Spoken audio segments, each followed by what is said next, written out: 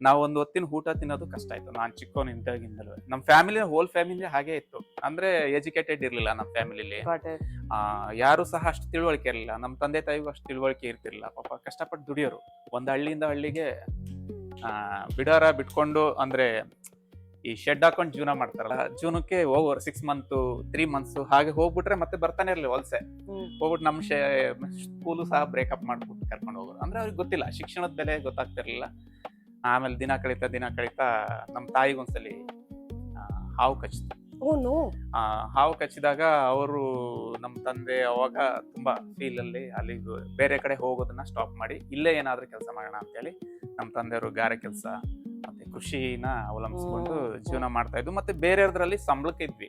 ಸಂಬಳಕ್ಕೆ ಅಂತ ಹೇಳಿದ್ರೆ ತೋಟದಲ್ಲಿ ವರ್ಷಕ್ಕೊಂದು 12,000 ಕೊಡ್ತೀವಿ, ನೀವು ಫ್ಯಾಮಿಲಿ ಪೂರ್ತಿ ಇಲ್ಲೇ ಇರ್ಬೇಕು ಅಂತ ಹೇಳಿ ಆ ತರ ಒಂದು 6-7 ವರ್ಷ ನಾವು ಚಿಕ್ಕವರಿಂದ ನಾನೀಗೊಂದು 6 ಇಯರ್ಸ್ ಇರ್ಬೋದು ಅನ್ಕೊಂಡು ಆ ಟೈಮಲ್ಲೇ ನಾವು ಸಂಬಳಕ್ಕೆ ನಮ್ಮ ಮನೆಯಲ್ಲಿ ನಮ್ಮ ಅಪ್ಪ ಅಮ್ಮ ಸಂಬಳಕ್ಕೆ ಬೇರೆ ಇದರಲ್ಲಿ ಕೆಲಸ ಮಾಡ್ತಾ ಇದ್ರು. ಅವರೊಂದು ವರ್ಷಕ್ಕೆ 12,000 ಕೊಡೋರು.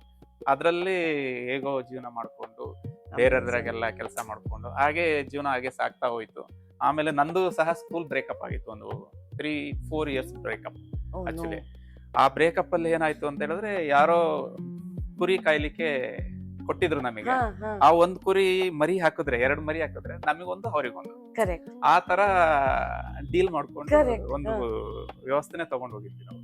ಅವಾಗ ಅದ್ ಏನಾಯ್ತು ಅಂದ್ರೆ ಒಂದು 3 ಇಯರ್ಸ್ 4 ಇಯರ್ಸ್ ಅದೇ ತರ ಆಯ್ತು. ನಮಗೆ ಒಂದು 60-70 ಕುರಿ ನಮ್ ಕಡೆ ಮೇಕೆ ಅದು ನಮ್ ಕಡೆ ಆಯ್ತು. ಅವ್ರ ಕಡೆಗೆ ಒಂದು 70 ಆಯ್ತು. ಅಲ್ಲಿ ಒಂದು ಟೋಟಲಿ ಒಂದು 120-140 ಎಬೋ ರೀಚ್ ಆಗಿತ್ತು.